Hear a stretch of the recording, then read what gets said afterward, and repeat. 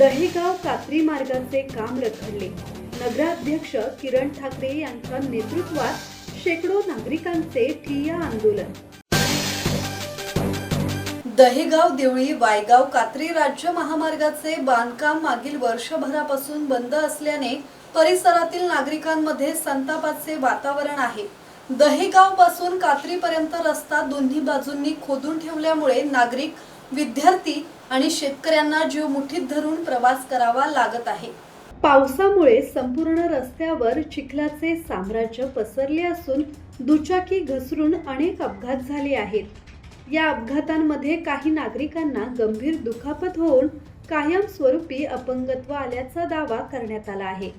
रस्त्याची दुरावस्था झाल्याने शाळेच्या बससेवाही प्रभावित झाल्या आहेत। रखडलेले रस्त्याचे बांधकाम तातडीने सुरू करावे या प्रमुख मागणीसाठी युवा संघर्ष मोर्चाच्या वतीने नगराध्यक्ष किरण ठाकरे यांच्या नेतृत्वाखाली परिसरातील शेकडो नागरिकांनी ठिय्या आंदोलन केले।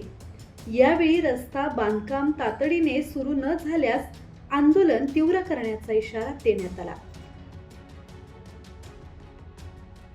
योगेश कांबळे, संवाद मराठी लाईव्ह, वर्धा।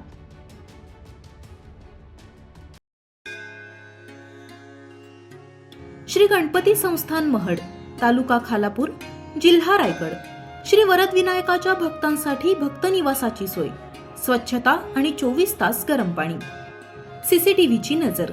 आगाऊ नोंदणीसाठी संपर्क करा 02192 26 69 12 72 76 47 38 54।